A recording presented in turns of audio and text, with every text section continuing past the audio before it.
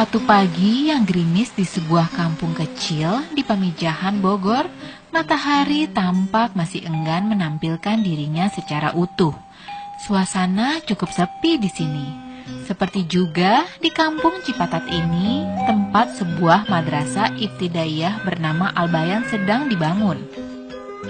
Kehadiran Al-Bayan memang begitu menjadi penting bagi warga di sekitar. Ibarat oase yang mampu menghilangkan dahaga akan pendidikan, terutama bagi mereka kaum duafa. Dan orang yang paling berbahagia dengan berdirinya sekolah ini tentu saja seorang Fatimah Khotib atau akrab disapa Ginda. Ginda adalah muslimah asal kampung Cipatat yang saat ini menjadi buruh migran di Hong Kong. Niatnya untuk mendirikan sekolah gratis berawal dari keinginan orang tua untuk membangun madrasah di tanah wakaf keluarganya. Ginda pun mulai mencari dan menggalang dana. Sambil bekerja, waktu liburnya ia manfaatkan untuk bertemu teman sesama buruh migran. Berbagai aktivitas dari menjual buku hingga makanan ia lakukan agar cita-citanya membangun sekolah gratis tercapai. Berbicara mengenai merantau, apa awalnya yang membuat Baginda memutuskan untuk merantau ke Hong Kong? Mungkin salah satunya adalah faktor ekonomi. Waktu itu aku udah berhasil ke Singapura dan alhamdulillah udah ada rumah juga di sana, dan aku juga udah ngabdi di daerah Tangerang sana. Tetapi mungkin nasib belum berpihak sama aku, dan mungkin karena faktor ekonomi itu salah satunya aku juga akhirnya langsung hengkang ke Hong Kong. Prosesnya mungkin tidak mudah. Ya alhamdulillah karena aku udah di PT itu tidak lama, mungkin kurang lebih di PT-nya kuliahnya mungkin cuma 1 bulan. Itu pun sempat balik dulu ke rumah. Setelah itu aku tidak ada pendidikan apapun. Tapi waktu itu sama aja. Jadi kami ini dipotong 21.000 selama 7 bulan. 3.000. Atau memang ada punya mimpi, punya impian? Tidak muluk-muluk ya. Aku juga nggak tahu mau seperti ini. Tapi emang bagi aku yang penting aku bisa hidup aja, udah bagi aku itu aja. Dan pada waktu itu juga ingin menghidupi keluarga. Menghidupi keluarga, ya salah satunya itu juga. Dan untuk membayar cicilan rumah juga. Tapi alhamdulillah di tahun 2009 itu udah lunas ya. Alhamdulillah cita-cita terkabul. Tentu saja pergi ke luar negeri, bahkan untuk bekerja sekalipun butuh ketetapan hati. Meninggalkan kampung, keluarga, dan tentu saja si buah hati. Kadang hati Ginda merasa hancur ketika mengingatnya. Dulu kan waktu perjalanan ke Singapura tidak terlalu jauh dibandingkan perjalanan ke Hong Kong. Meninggalkan keluarga, meninggalkan orang tua. Rasanya gimana sih Mbak? Sebagai seorang anak dan seorang ibu. Luar biasa sekali. Kalau dibilang sakit ya, jauh dari anak itu. Makanya setiap kali anak pikir gimana sih Mbak, kangen luar biasa itu. Yang namanya jauh dari anak luar biasa sakitnya. Tapi karena keadaan yang membuat aku harus pergi dari rumah, dan tidak patut aku katakan di sini mungkin ya, itu biarlah itu jadi rahasia aku, dan itu yang menjadi penyemangat aku. Jangan sampai anak-anak aku itu bisa mengalami hal seperti aku. Menghadapi anak sakit, bagaimana waktu itu? Harus jauh, kita sebagai seorang ibu rasanya? Ya, alhamdulillah di sini juga ada kebebasan megang HP, jadi setiap saat aku bisa komunikasi, walaupun kasih sayang itu tidak cukup ya, hanya melalui HP, tidak hanya dengan uang, tapi insya Allah pada saatnya kami bisa berkumpul kembali, insya Allah. Kalau kangen sih suka megang fotonya, terus selalu berdoa. Berdoanya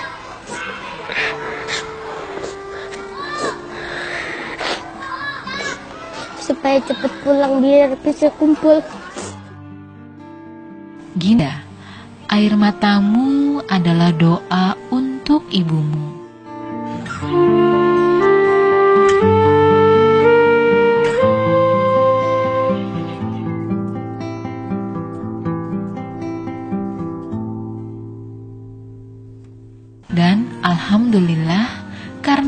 kejujurannya, Ginda pun selalu mendapatkan majikan yang baik hati. Baginda mengalami beberapa kali pergantian majikan gitu kan, sampai akhirnya ketemulah yang sekarang ini, yang sekarang bisa dibilang majikan yang baik. alhamdulillah. Dan itu adalah bantuan dari teman. Kenapa Ya, waktu itu Baginda tidak memutuskan lewat agent lagi? Enggak lah ya, aku udah agak kapok soalnya dulu waktu mendapatkan majikan yang kedua itu aku tanpa nanya dulu, aku langsung interview.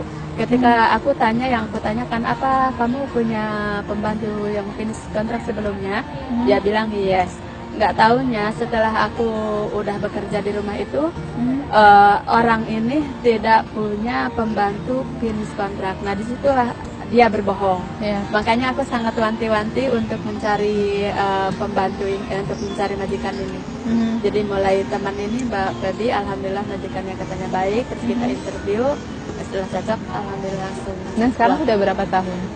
Ini baru 6 bulan 7 bulan ya. 6 bulan. 6 ke 7-nya ya.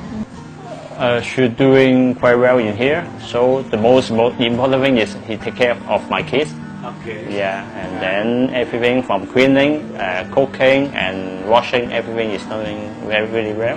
Yeah, we are very satisfied with her performance. Yeah. Dimanapun hidup, bagi aku adalah kejujuran.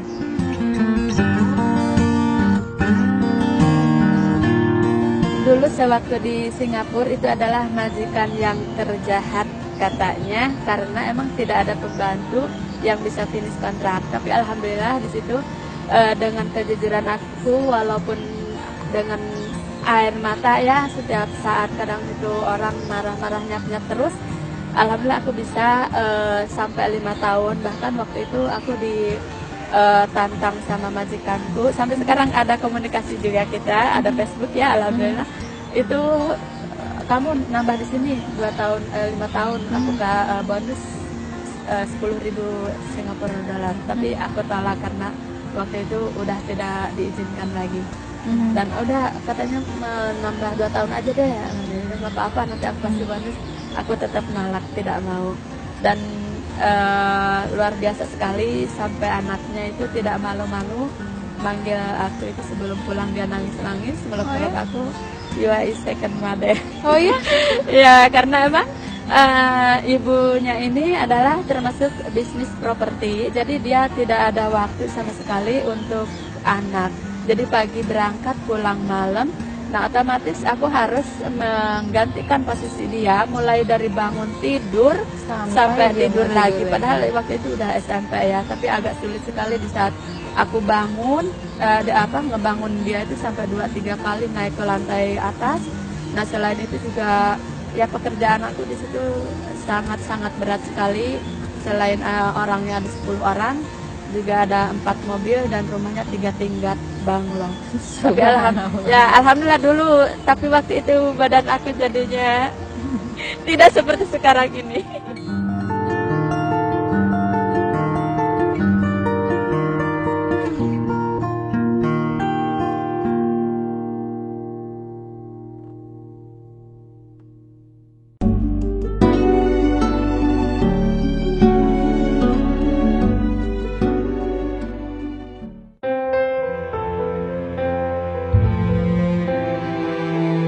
Dalam perjalanannya, kehidupan tidaklah selalu mulus.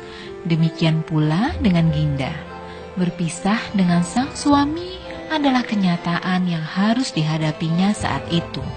Baginda tentunya tidak mudah ya menjadi seorang ibu yang harus membesarkan 2 orang putri. Ya. Di sini aku tidak hanya berperan sebagai ibu, tapi juga aku harus berperan sebagai bapak. Alhamdulillah, jadi dua-duanya ya. Terus waktu itu apa yang terjadi? Mungkin ini sudah jalan hidup aku ya, dan aku tidak nyesal dengan perjalanan hidup aku ini, itu karena aku tahu itu udah kehendak yang di atas ya. Jadi bertemu dan berpisah itu udah kehendak Allah, dan aku syukuri aja. Dan itu emang kemauan dari hati aku pribadi. kenapa aku mengambil keputusan ini. Jadi tidak ada pihak manapun, baik keluarga aku atau siapapun, dan ini murni dari hati aku sendiri, dan alhamdulillah apalagi yang besar udah sangat memahami kenapa. Waktu itu menyampaikan ke anak-anak?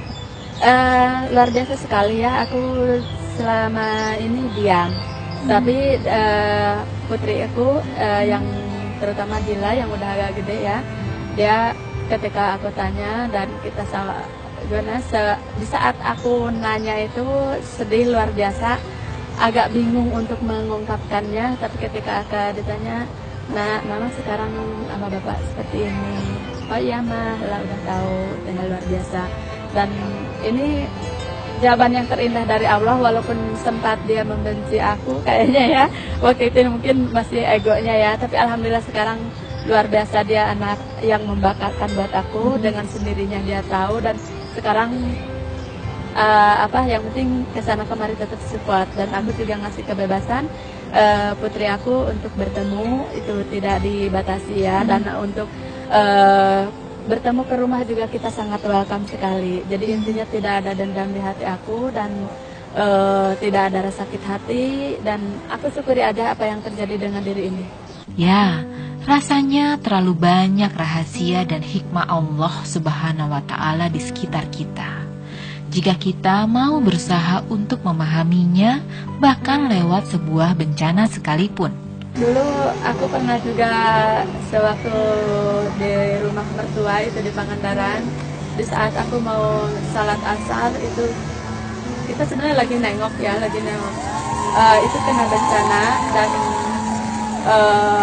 di saat mau salat asar itu kita masih pakai mukena, langsung aku lari-lari ke bukit. Waktu itu aku di mana anak aku ketemu kita udah di bukit ya, dan di situ mungkin menambah rasa jiwa sosial aku, gimana saatnya rasanya aku nggak punya duit, makan aja kita nggak ada, kita tidur di bawah pohon, anakku juga waktu itu sampai kena paru-paru Basah? Ya, kena paru-parunya kena itu, karena emang di malam itu kita nginep di bawah pohon. Alhamdulillah aku ambil hikmahnya dari musibah ini, itu menambah jiwa sosial aku itu gimana untuk berbagi, walaupun aku sendiri sebenarnya mungkin boleh dikatakan butuh gitu ya, tapi ada perasaan ada keyakinan dan kepercayaan bahwa pasti banyak orang lain yang lebih membutuhkan. Itu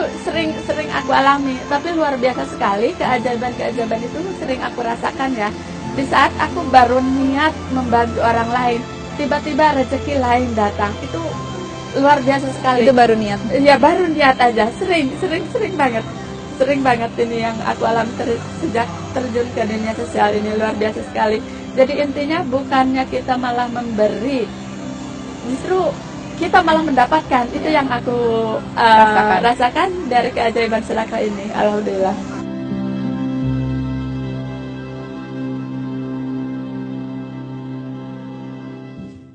Berbagi ilmu, berbagi kesempatan dengan sesama untuk bersekolah, asa inilah yang terus tumbuh dan membara dalam diri Ginda.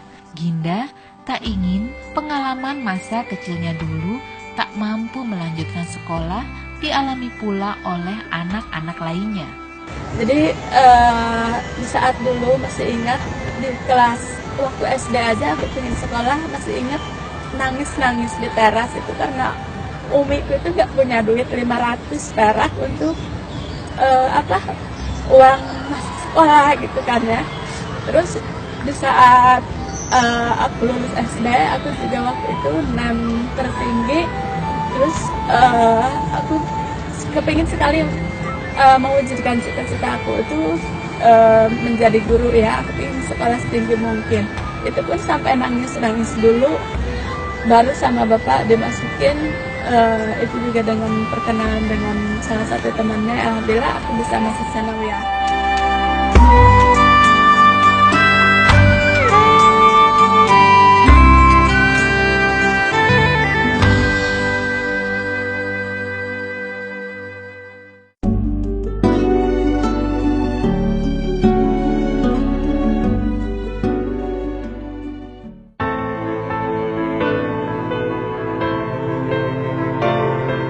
Suatu ketika saat Ginda menelepon sang bunda di kampungnya, ada satu permintaan sosok mulia ini padanya. Memintanya untuk bersodakoh untuk pendirian sebuah madrasah. Inilah awal Ginda terbesik hatinya untuk mendirikan sebuah madrasah yang kemudian dinamakannya Madrasah Al-Bayan atau Penerang. Awalnya ibu aku itu minta uang sekitar 300.000 untuk bikin madrasah. Waktu itu bukan MI ya, semacam TPA. Dan setelah itu aku ada ide kenapa enggak seperti teman-teman mencari dengan menggalang dana. Aku pegang kotak amal sedikit, istilahnya ngensleng ya, dan juga bawa majalah. Dan dari situ alhamdulillah akhirnya nggak mau berhenti. Kami sangat merasakan sekali perjuangan Teh Ginda yang ada di Hong Kong, di mana beliau 7 hari dalam seminggu nyaris tidak ada hari liburnya, 5 hari dipakai untuk bekerja, dan 2 hari lagi dipakai untuk melakukan penggalangan dana. Dalam perjalanan waktu mendirikan sekolah ini, ada suka dan ada pula duka yang menghampiri Ginda dan keluarganya. Dan yang paling membuatnya risau ketika Al-Bayan terancam akan ditutup. Waktu itu kenapa Mbak sempat akhirnya mau ditutup karena apa? Karena tidak memenuhi syarat. Karena emang salah satu Ade Sofian udah ngasih warning di andai surat izin operasional kita udah ada, tetapi andai kita nggak ada perkembangan, itu surat izin itu bisa dicabut.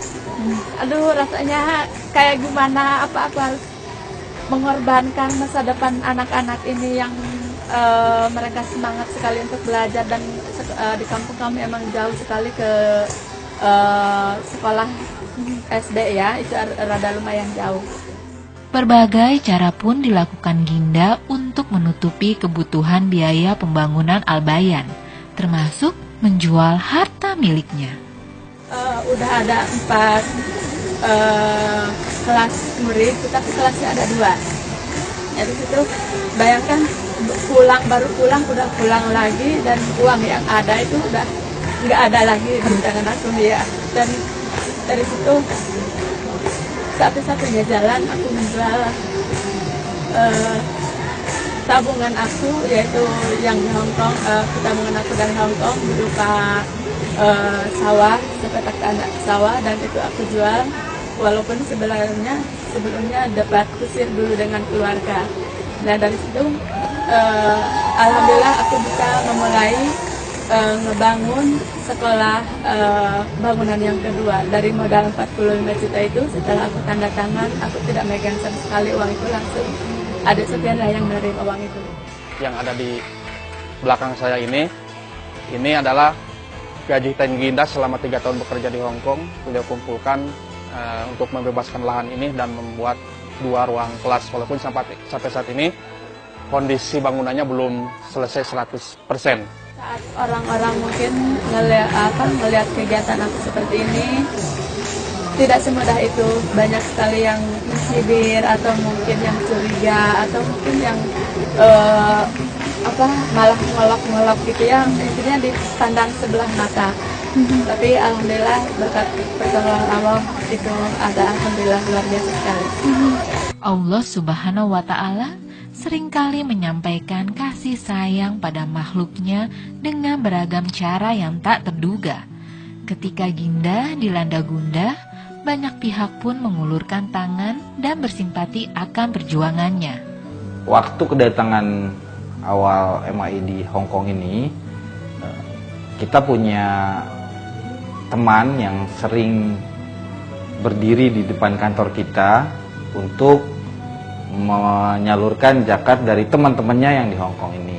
Kita tanya lebih jauh, oh memang dia mengumpulkan uang untuk operasional sekolah di tempat desanya tinggal. Tiba-tiba dapat kabar baik bahwa MAI setuju untuk membantu Madrasah Ibtidaiyah Al-Bayan untuk membangun lokal baru. Mungkin beberapa lokal ya, untuk sesuai dengan peraturan Kementerian Pendidikan dan Kebudayaan, sehingga Al-Bayan masih bisa terus eksis sampai sekarang. Ya alhamdulillah sekarang udah dari simpati teman-teman itu udah ada 4 ruang. Subhanallah. Udah 2 gedung sekolah ya. Lalu, apa doamu, Ginda? Harapannya ke depan, insya Allah tidak hanya ada MI Al-Bayan, mudah-mudahan impian aku ke depan ada juga MTS dan juga MA itu untuk khusus untuk mereka yang tidak mampu. Dan kalau perlu gratis itu cita-cita aku Insya yang Allah. akan datang. Amin, amin. Saya kira semangat seperti Mbak Ginda ini perlu ditiru oleh rekan-rekan semua, oleh kita semua agar kita tidak sekedar mendapatkan dolar dari Hong Kong ini, tetapi juga kita mempunyai nilai spiritual kemasyarakatan, ya. Dan ini memang yang diinginkan oleh Islam, bahwa kita harus menjadi orang yang banyak memberikan manfaat kepada manusia. Beliau bisa kita jadikan contoh bagaimana seorang BMI, buruh migran Indonesia yang bekerja di Hong Kong ini bersedia menyisihkan rezekinya untuk tujuan yang sangat positif, yang sangat patut kita puji. Dan yang kedua, saya rasa kisah sukses Mbak Ginda ini kita bisa share dengan teman-teman lainnya di Hong Kong ini.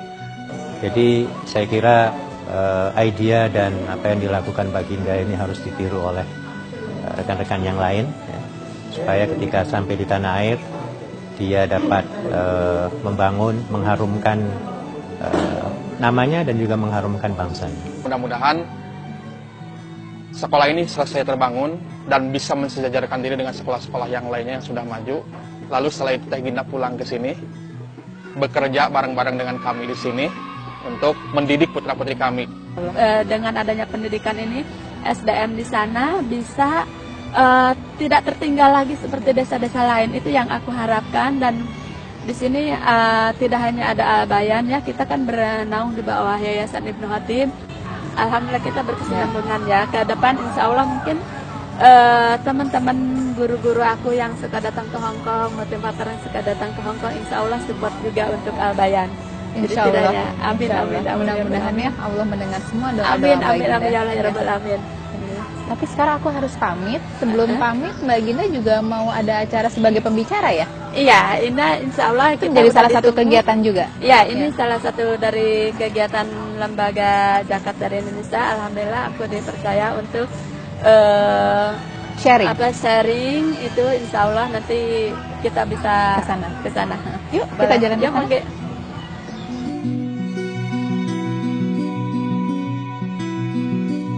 Alhamdulillah, di tengah zaman yang begitu mengagungkan materi dan ego seperti sekarang ini, aku dipertemukan Allah dengan sosok yang sangat ikhlas seperti Ginda. Berbagi ilmu, berbagi rezeki, semoga apa yang dicita-citakannya dapat ia capai. Dan aku akan dengan bahagia menulis kisahnya dalam buku harianku. Amin.